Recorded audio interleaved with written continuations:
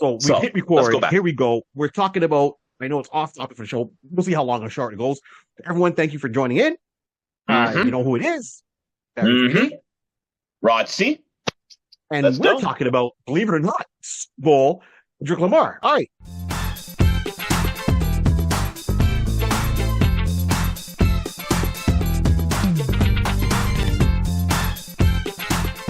On what you were saying before, let's rehash some of that and, and make Yes. this, go on. What was your point here? So as a 100%. DJ, because now you're talking as a DJ, we're making a point. Go on. Yeah. Listen, I'm gonna try to get back to what we were talking about earlier, but I'm going to Yeah. just say it as a DJ. For me, yes, he's a great artist. No, I'm not doubting his. I'm not doubting his style, his flow, him as an artist, his creativity. No, I'm not even doubting none of that. He's a phenomenal artist. He's a great rapper. I mean, he's a great lyricist and everything along that line. Yeah. Personally, for me, Mhm. I like him, but I've never really gravitated to him. Like he has songs, he has hits, and it's not denying that he has hits. He has hits. He has hits. Just me. It's just like it wasn't always one that I would like. I know I can drop it and it will make a play. I just personally it's not my and this is me before people going crazy. I'm not hating. Far from it. Far from it. Right. I'm not hating. I'm just saying for me, it just wasn't it for me. Like, there's certain people, certain artists, you respect and they're out there. Great. He's good. I'm not doubting it. For me, I just don't, yeah. I don't really run that. You'll play the song for the people. I'll play it. For you personally, it's man. Right. Okay. Yeah, but I'm like saying it's like I can start making myself sound like an old head and stuff along that line. Like he has songs. Unless I hear it and realize as a Kendrick with a scissor or Kendrick with you know what I mean with another artist, then it's gonna like right. Unless I hear it. And again, and it's because of me. I don't play it as often as I should. It's not at the forefront of my mind. And that's why. For me, it's just a recollection type of play. That's the type of person I play. So that's how I am. So because I don't hear it, I hear it. But I don't say go and I say I will start with a Kendrick. I will play a Kendrick in the middle. I will play a Kendrick at the end. It's not in my foresight because I play hip hop, R&B, reggae, soca, dancehall, and everything like that. So if I'm not in that pocket, I don't play that pocket that often. So that's the reason why for me. So okay, I got what you're saying. So everyone, if you can catch on right now, we're talking about Kendrick Lamar Super Bowl performance.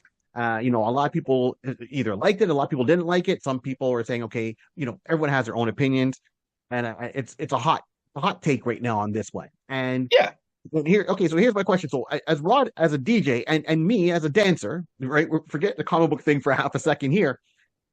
I like the beat, like that. It's fun to dance on, right? Like I hear that beat, dun, dun, dun, dun. I'm like, okay, that a lot of breakdown. I get that. As a performance, I get the symbolism and everything he was putting on there. But here's a question: are we? You hit it up before. Are we hit an age where it's like the VCR is blinking 12? Are we getting too old to appreciate what's happening? Because rap has evolved from when it started, when we jumped on it, brought it into it, and how it's evolved now. I know a lot of it's coming back to representing the old school. I've heard Kendrick in interviews said he loves battle rap and he called it some serious heavy hitters, battle rappers. So the whole thing with him and Drake was in his mind, how I'm assuming, I don't have every interview I've read. He likes the battle rap aspect. That's how he came up, and that's how he saw it in his mind. Someone asked the famous question: when is battle done? Like, when is it over? Because the song came out, it was a song of the summer. Good question. Right? It was a song of the summer. Okay. Everyone was playing it, no matter where you were. Then it kind of simmered down because it's summer. Here we are now, February. Super Bowl just happened. Yeah. Grammy, Super Bowl happened. So now because Grammys around, Grammys are going to look at the whole year and say, okay, this song came out in that time period. We're going to put it in for nominations, or his company, his label puts it in for nominations. It won a bunch of Grammys.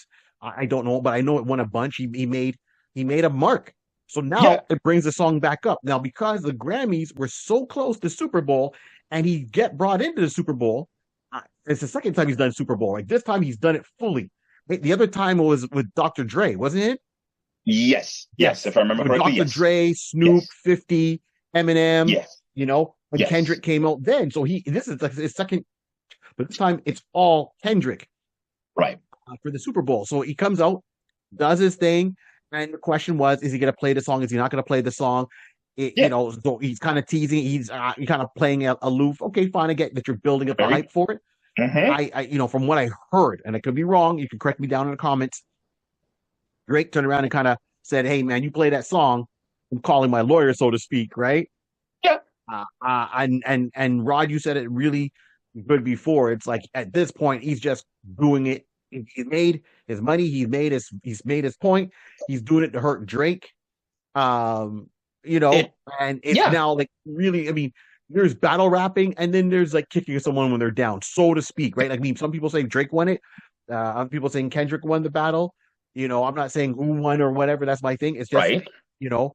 and this is going back to battle rules, right? Like, let's look at the battle rappers we've known in the past, and I'll let you see your point.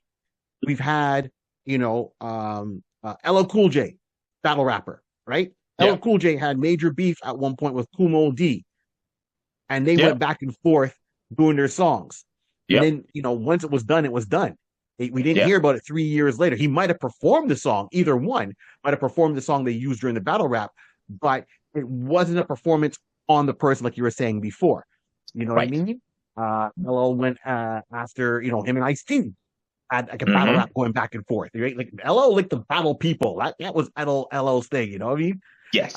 So he was in his mind, Mama Said Knock You Out. That whole vibe was a battle rap persona, LL song Jack the Ripper that was wow.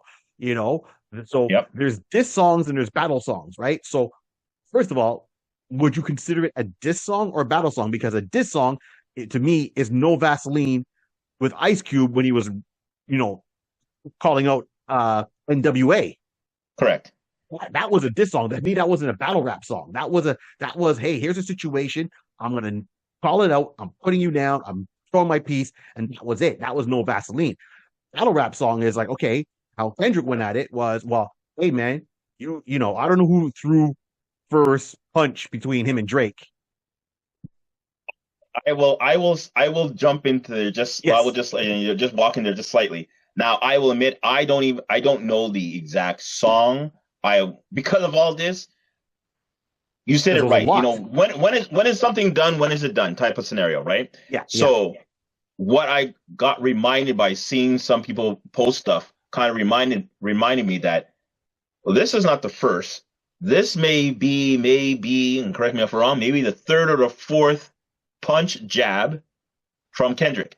And the way it seems like it was, the history is that Drake, helped, brought him on stage and helped, with his career in the early days type of scenario. And they acknowledged, like, listen, shout out to my homie Drake, shout out to my homie, my little brother Kendrick, and, that kind of scenario. So, they're making the moves coming up together. It seems like it's not too far after that, maybe a year or so after that, in initial introduction, Right. is that it seems like Kendrick took a jab at Drake. And then he took another jab on another song. Then he took another jab. And I think then this comes into the fourth play.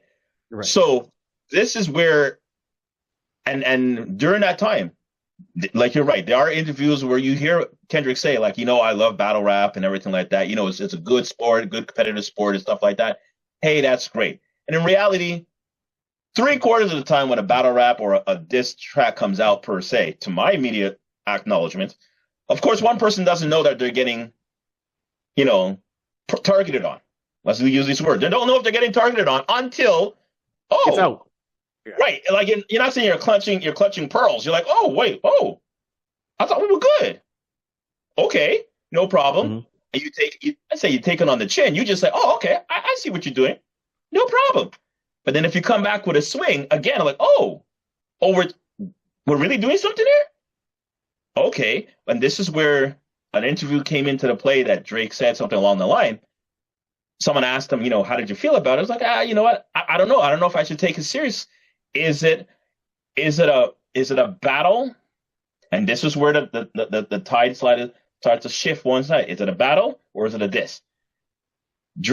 I think Drake might have acknowledged it as a battle in the sense like, okay, you know what? I'm taking not lighthearted. I'm like, okay, and I'm not taking too serious. Mhm.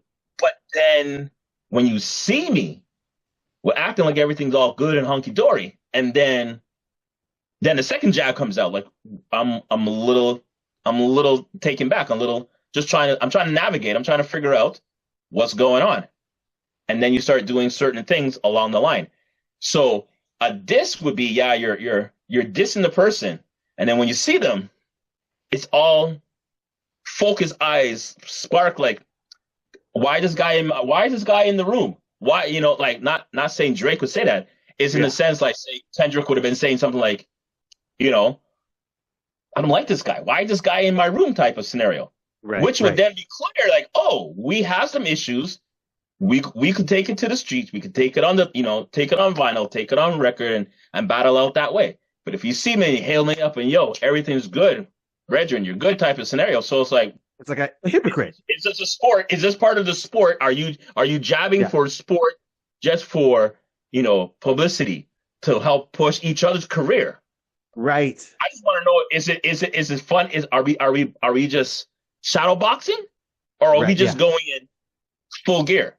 And I think that's initially is one of the criteria why it's a little trying to figure out what the gear is, what the scenarios is. So, like you said, or like he said, people want me to play the song, but I know you like the sue. People are saying, hey, don't take it serious. It's just a jab and whatever, everything along that line. Yeah, but when you start saying certain things, that's just basically, killing my character. And here, outside the road, you can say one thing or another. But when you start getting you're getting personal, but now you're just saying something like, and that's right. And I get you, because that's what happened last time with Drake and Meek Mill, right? Yeah. Like Meek turned around and followed Drake's personal life at one point, because at the point where he was calling it out, Drake was getting ready to drop, I guess, his album. He was ready to I guess, drop some shoes or whatever case to be. And nobody knew to the general public that Drake had a kid. Yeah. And it was Meek that turned around and said, oh, yeah, Drake's got a kid. And it was like a newborn. Like, Drake's got a kid. What do you mean? Drake's got a kid. Okay? Yeah, this is his son's name. And Meek put it out there before Drake released it to the public. Wait, was that Meek? Was that Meek or Pusha T? That might have been Pusha T. My bad. Pusha T. It was Pusha T who did that one. So Pusha T went and put it out there. Yeah. And that's the thing, is like, people want to make the shocking viral moment, but how far do you go to make the shocking viral moment, right? Well, like this is it. My point is, like, Drake's a rapper, okay, regardless of people were just saying, right? So Drake's in that genre and Pusha T's in that genre. Is it right for them to go after people who are just associated with them? Like, for example, you're going after baby mothers and kids. Like, to me, I thought that was too far. If Drake was trying to keep his son from the public eye for whatever reason, doesn't matter if we agree with it or not. That's his business. That's still a kid that needs to be, and it's only after that it was out there, then Drake came out and said, yes, this is my son, this is what I was doing. And then you see Drake interacting with his son, he put pictures out there, right? But once again, there's a lot of celebrities that don't put their kids' faces out there, and some do, and they're very protective. Now, for his son's situation, his son lives with his mom, right? Mm-hmm. He sees him, but his son's not on North American shore, right? Like, I think in North America, there are a certain way. His son is with the mom, and she lives over in Paris, France, somewhere. Oh, see, again, into that again, and there's nothing harsh or nothing like that. Right. That's no disrespect. That's none of my business. I don't even know. Honestly, I'll tell you right now, God is my witness. You're now the first person kind of telling me and making me understanding where the child may live. Because at this point, it's like, he does what he has to do. If he's taking care of his child, he's taking your child. If he doesn't, he doesn't. Whatever. But that's not for me. That's not for me. It's above my pay grade to figure Yes, things out. It's exactly, above my pay exactly. grade. Like So that's how I look at it. I'm not calling out whatever. I know who the mom is. She's a video vixen, or she was. Okay. She's out of that lifestyle. She's painting. She's doing a bass. Right? Okay, good. And she's being a mom, and she's very happy. And that's it. And that's all I got to say about it. So let's, if anyone's gonna comment, I don't want to hear no negative comments below Yeah, yeah, about her 100%. or whatever case be. I know we're good. So Let's move on. Let's move yeah. on next. Right? So Not my business. Right? Out of respect. I'm just saying that so the kid, I don't know what his life is like over there, spotlight wise, if people are chasing him down and all that. I hope not. Hopefully they're giving him space, let him have a normal childhood. Yes, his dad is Drake. Dad got money, mom's got money. Okay, whatever case may be, done. We move on. He brings his son over here to, locally to the house, and he goes and visits. yeah, Whatever. That's his business, whatever. right? He's, So that's them. yeah. So the whole thing of Pusha T calling it out was more like, oh, ouch. But why? Like you could say what you want about Drake, right? Because he's in this genre, but don't bring in people's families. So that's, when Pusha T did that, I was like, I wasn't doing that. So now going back to killing people's character, once again, you're talking about Drake, and yes, people have made comments. Oh, Drake has slid into certain people's DMs. Okay, and if you follow some of the DMs he slides into, I don't follow each one. I don't know, but the ones got, some of them, let's say, are the adult stars, and some are not, and some are older, and some are younger. And Drake, he's like, okay, people are older than me, some people are younger than me. All right, I'm not saying he's going like below a legal age. I'm just saying if you're 30, you can date someone that's 27, you can date someone that's 33, so to speak, right? I don't even know how old Drake is. I'm just saying that as numbers. So sometimes things get blown out of proportion. So once again, when is the battle done? Like, I mean, one of the longest running battles I knew was not even it was a real person. One was a real person, one was manufactured, and it put out like 14 songs because everyone jumped on this bandwagon, but everyone did one song and done, so to speak. And that's the whole Roxanne story battle kind of thing back in the days, right? So you had UTFO that came out with the song Roxanne, and then you had a girl who she came back as an answer, and she came out as the real Roxanne. And then another female rapper who's still around up to now and is on LL Cool J's radio station there. What's it called? Oh my god! Rock the Bells. Rock the Bells.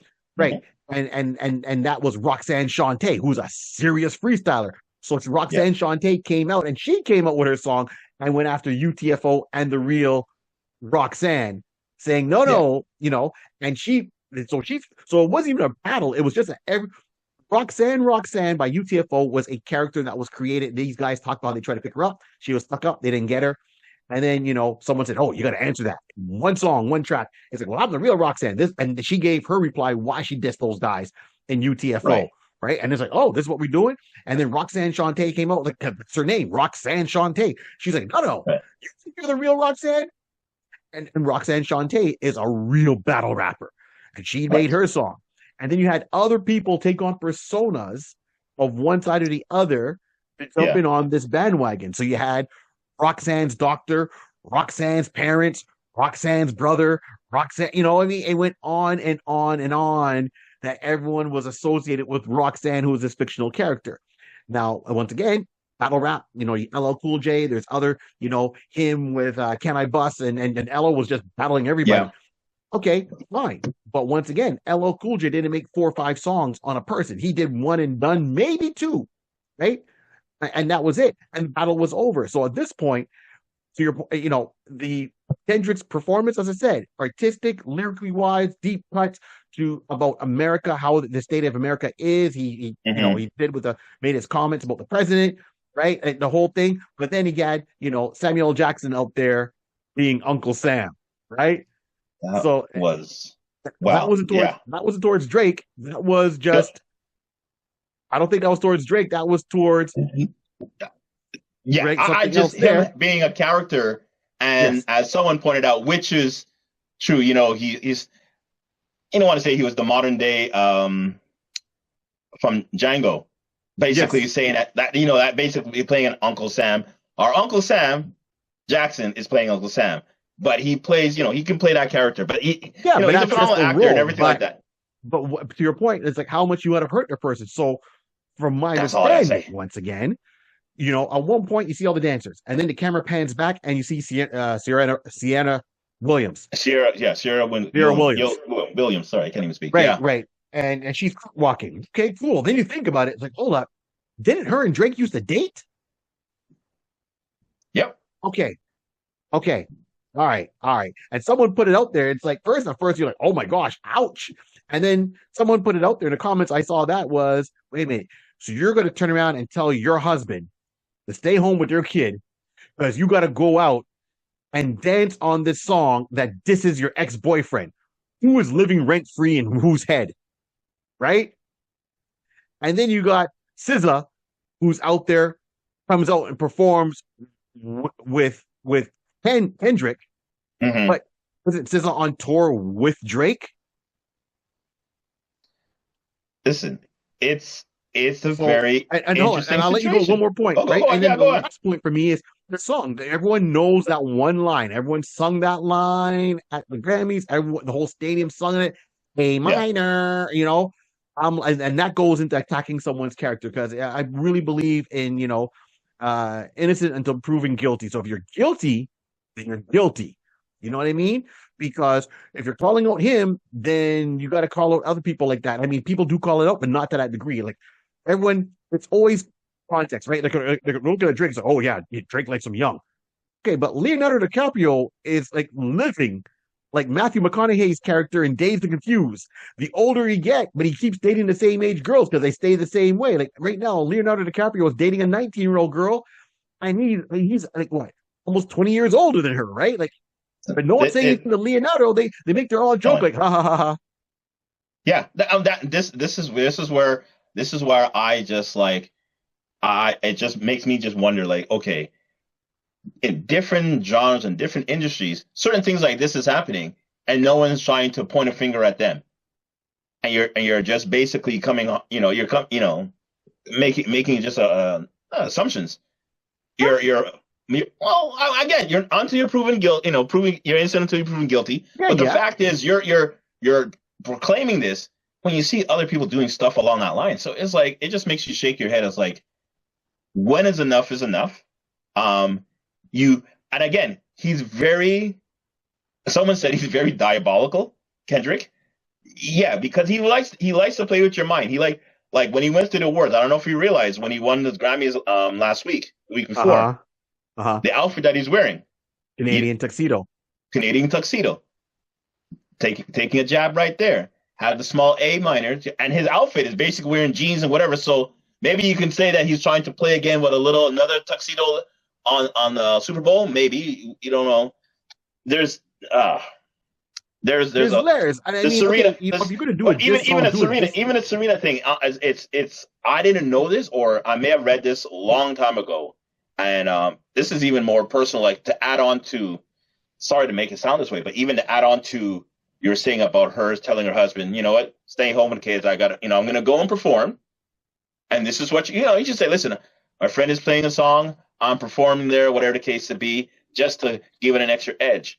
Okay. But someone pointed out, which I didn't know because it's not my history to know, but allegedly, one of Serena's family members passed away from a Crip, it's something to deal with the Crip, Crips and Bloods or the Crip gang type of scenario. Okay. So it was interesting. They're saying, well, you're here dancing, Crip walking when I believe it's your sister who has passed away. Her life was, I get you're saying, taken from that. So it's like, wow, at what length are you going to go?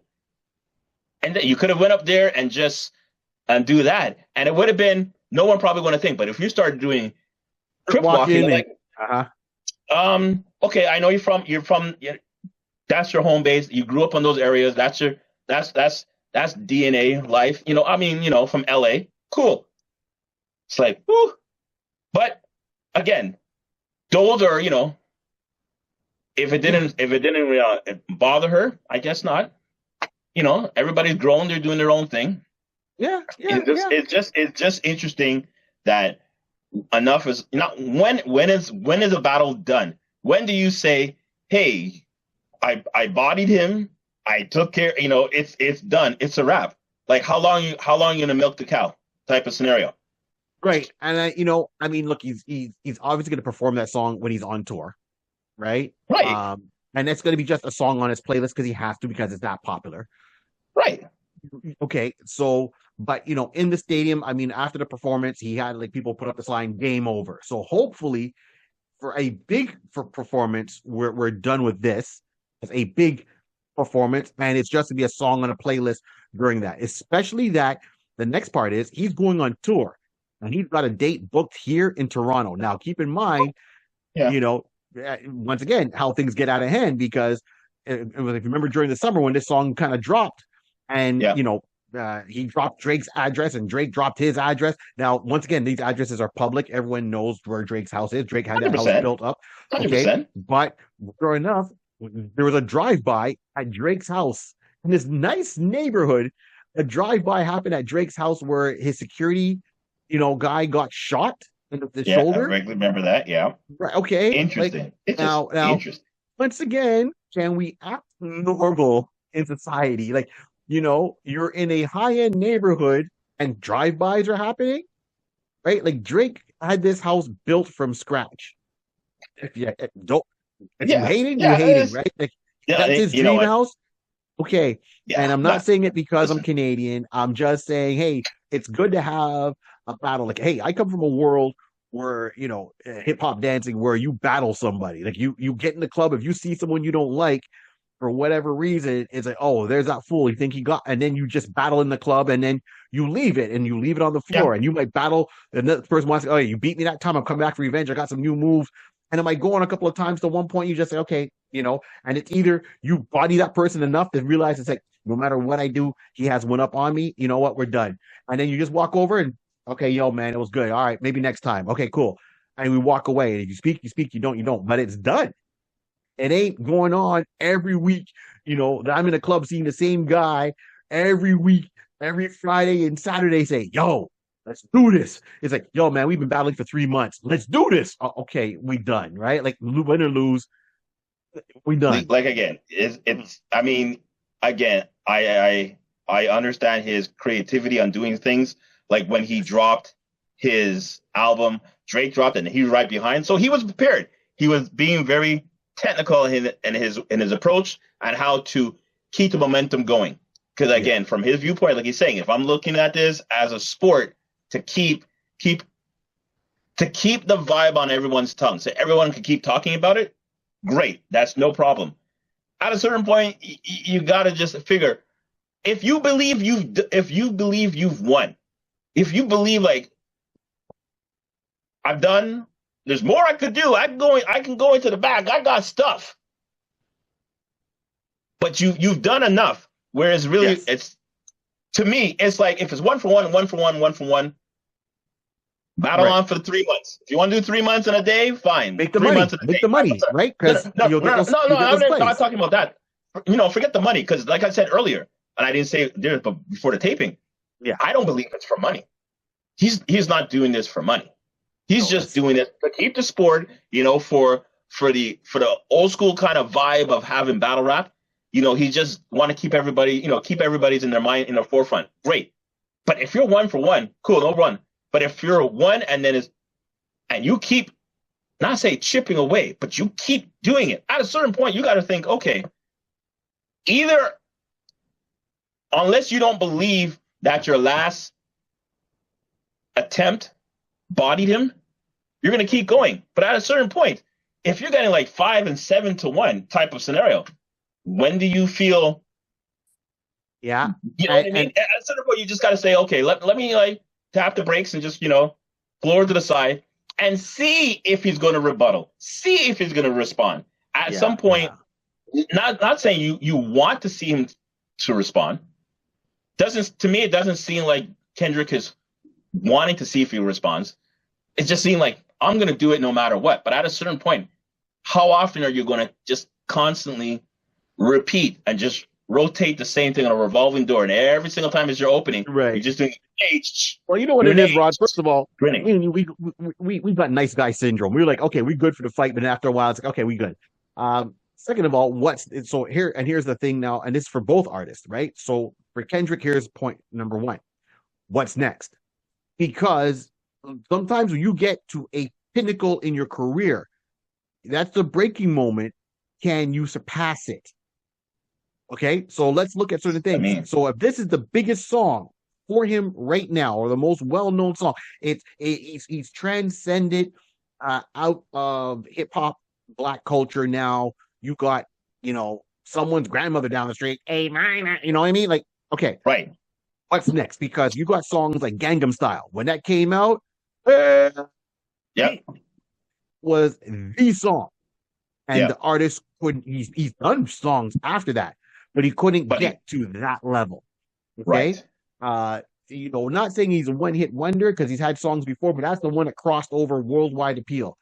So Yeah. there's certain artists. He's just one that I'm calling out right now with No, Gangnam no, Style, but right? that's a good analogy, and maybe we might be looking. Why are we going back that far back? Again, this is I'll just say it for me. That's the old head in me. Like I can relate to that particular artist and song because right, he made songs afterwards, and you're right. Nothing gravitated to anybody, up to and haven't since Gundam Style for Psy. Now, Exactly. And the same thing. It's like this, Hammer. Hammer hit a pinnacle at one point, and he came up with songs after, but they didn't do as big or whatever. They were big, but not as big as You Can't Touch This. Even though right, that is out of all the Hammer songs, that's not the top five for me. Or maybe it's my top right, five, but it's not the top three, right? Let's put it that way. I like You Can't Touch This, but there's other songs from Hammer that I appreciate a lot more. yeah. But for the artist, you get to a point and you're like, okay, I've got the song. Now what? What's next? Can you get past it? I'm not saying you're gonna And stop doing music. So that's one. Can Kendrick surpass it regardless of whatever he's gonna come out with? And be it another battle song or like another jam. Like, will he he will he can. pass the success? He can. He can and he will. Here's the scenario. I believe Hmm. he can and he will. Now You're right. the only tactic, or for me, the only movie you would have to do now is I say, okay, pause, slow down, let this marinate because you really haven't as much as you're letting it migrate, but you keep bringing it back up. You keep bringing it back up.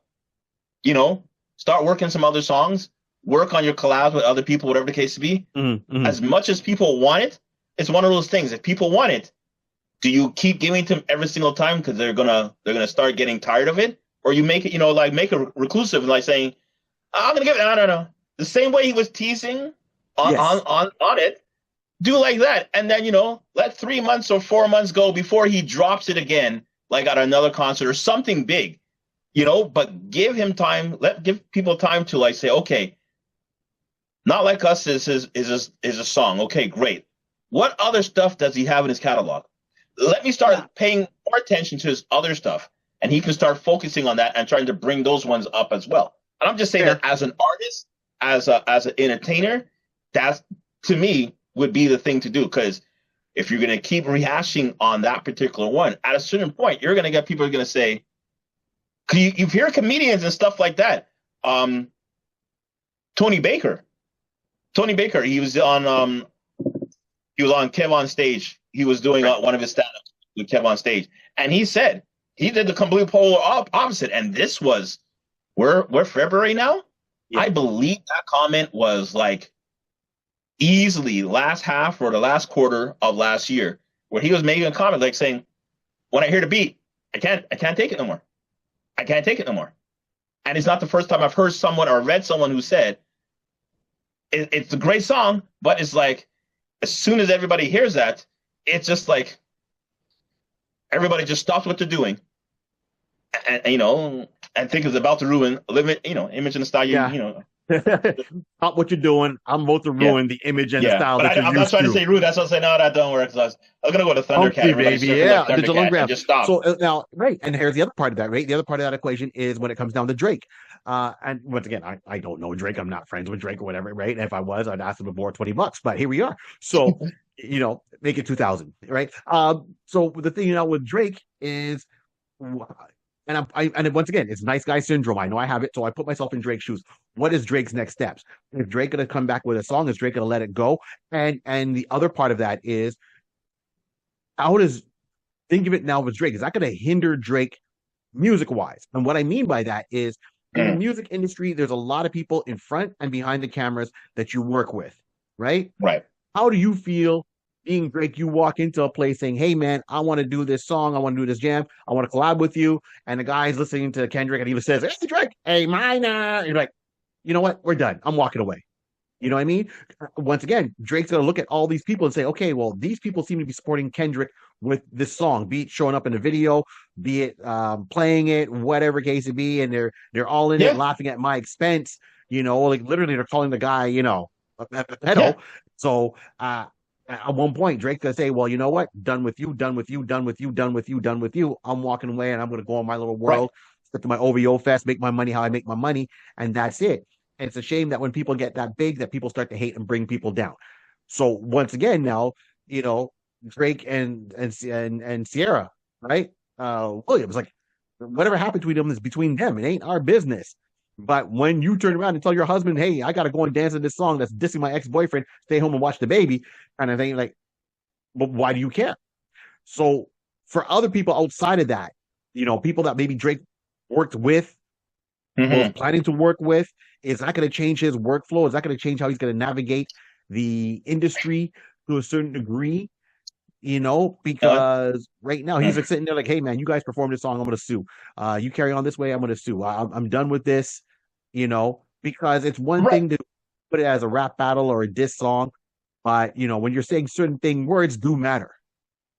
right. Listen, I will say, let me a couple points. I'm going to try to see if I can catch up with that. Yeah. So, what did he do? Like again, the nice syndrome, the nice guy syndrome. You know, the nice guy syndrome of us.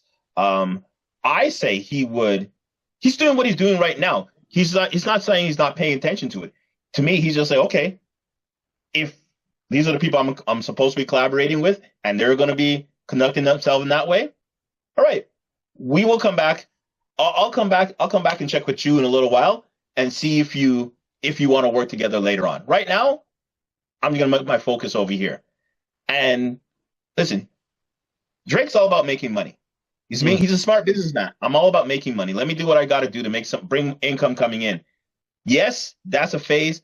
Every artist has to have gone through something, not as not as the context of it definitely probably won't be as intense as it was with him. But you're going to have people who are going to hate, who's going to come against you, who's going to try Yeah, to slow down your creativity, your brand, and everything along that line. So I'm sure every artist at some point in their time has come across that. So absolutely. what I would say, what he's doing is like, okay, you know what? I'm just gonna let me just regroup and just figure out my next move. And I thought I heard something, or I thought I read something real quickly that I think it's 26. I think it's supposed to be a world soccer, like World Cup, like soccer World Cup. Mm. Believe if I saw it right, like I was just standing, just running fast, and I came across it real quick. I just saw the title and I had to, moved on. But I think he has the halftime. I think the first ever World Soccer World Cup show. He's headlining that. Oh, Right. well, hopefully people don't go stupid and just go there and then just boom when he hits the stage because that would really suck. So, Yeah, you but know, I'm just saying his mind is now thinking, okay, you know what? I got to think ahead. What's next?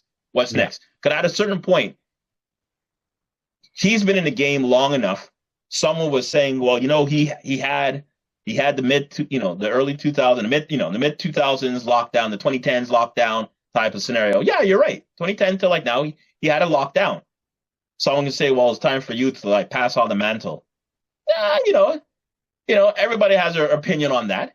yeah, I still believe that he's been doing smart things in the sense of like an LL Cool J who can be relevant with each year, each genre. He's yeah, still making himself, inserting himself properly, at least collabing with the right people. So all of that to say is that if he's trying to collab with certain people and they don't want to conduct business, no problem. I'll focus. Hey, young person, you're who new artist? How you doing? Let's conduct business. Let's do a song together, and whatever the case to be. So now he's going to start going into a new genre, a new time frame, a new age bracket is the word I'm trying to say, and that's it. If he's yeah, just, and I'm sure that's what he's doing. We don't know, like you say, stuff happened in the front, and the stuff happened in behind the scenes, behind the, papers of signs, stuff are being, negotiated, golf, golf courses, clubs, that kind of jazz. Exactly. People are making moves. He's still making moves. Right. And that's the other thing too, is right. And that's, people are saying, the other part is, what's the biggest demographic for buying music or streaming music, right? It's the teenagers, the younger generation, right? They're, people like us, we're not really going out and buying the albums like, there's albums anymore to buy, right? Like, but, when we were teenagers is when we were buying all the music, right? So as you get older, you have the record collection. Okay, fine, you're good. So it comes down to a lot of things. That's it. There's a lot of stuff to say. We can go on some more, but just behind the cover, because at times on this channel, people, we do talk about music. I mean, look, turn around. We talked about Brian Tyler is it Brian Tyler? Yeah, Brian Taylor, who did the Formula One theme. Right, because I'm all into it. So I know Hamilton is gone now to Ferrari. All right, we'll see how that works out for the season 2025 starting off soon. So I know Drive to Survive coming out March 7th. I'm looking forward to that. We watch the season and see where it's going. So, and then you've heard the two of us every episode. We're always dropping musical hints or comments or lyrics here and there just for the fun of it. And I torment Rod with Saturday Love by Charelle and Alexander O'Neal because it's the best song ever. I can't complain. Can't argue that. I'm just saying. That's right. I can't argue that. He knows better than to argue that because I'll Hulk out in that moment, right? That come at me, bro. I think that's my number one jam, and I think my number two all-time jam. I'll say this right now. So Saturday Love will always be number one, no matter what. Saturday Love is number one. Number two, I would say this is Canned Heat by Jamiroquai. That's my other jam. That's okay. I think that's. Right? Okay, right? So, since we're talking music, I'll put this up. And I said number three, the one song that I can play over and over again, and it's a toss-up. Depends on my mood. So it's either Jungle Brothers, I'll House You, or Chub Rock, Treat 'Em Right. Treat 'Em Right. Right? I'll Treat 'Em Right comes on, you drop that song like it just came out the day before, right? It's like fine wine. That still works. You throw on Chub Rock, man. Let me tell you something. Treat 'Em Right. That the whole floor. I don't care if you 20, 70, man. Get the cane with your good hip and go. Treat 'Em Right. Those are songs that what makes me groove. There we go. Gangster by Belle Biv DeVoe, even though it was never on the album, was just a single. I'll get me up there and grooving, man. We can talk music all the time, but there, so if you want to know Saturday Love, yes, but it's Canned Heat, and then Jungle Brothers, I'll House You. I love saying that, right? And Treat 'Em Right. There you go. All right, cool. All right, cool. Listen, again, we talk about music and stuff, occasionally and stuff along that line. Listen, we love music, expect the unexpected, as I always say when I play. Expect the unexpected with your boy Rod C. And this is it. You came in here and expected one thing, and I'm sure you saw the title, and I'm so confused. Is that title associated? Yes, that title's associated to this. It still works. Listen, I'm gonna make a little declaration, or at least make a quick announcement. Do it. If you're in the Toronto area, if you're gonna be in the Brampton area on February 28th, Friday, February 28th, at Calypso Hut. Yours truly and a couple of guys, we're going to be running What's in My Crate. So, yeah, I'm doing What's in My Crate live. So, tickets are available on Eventbrite. $10. Come true. We're going to have some fun at February 28th. Let me know you're there. And we're going to go have some fun. Let's go. Okay, Friday, February 28th. Yeah, I think I'll be there. I'll dust off the dancing shoes. But if you see me walk through the door, there's only one song I need to hear, Rod. Treat 'Em Wrong? I will cut you down. No, that's sorry. I will cut you down to the white meat with a spoon. I will literally walk in for one song. I will stand in the middle of this. I will walk into the Calypso Hut, stand in the middle of the dance floor until I hear my jam, dance to my jam, and leave. That would be hilarious. You're going to walk in, someone else is playing. I'd be like, yeah, everybody good. Who's that guy in the middle of the floor just standing there? What do you mean the guy standing there like, oh, snap. I got to play. Give me a few seconds, man. Let me just log in. Let me plug in, man. Let me plug in. Just let me plug in one song, guy. Let me plug in one song. That's it. All right, you can go. All right.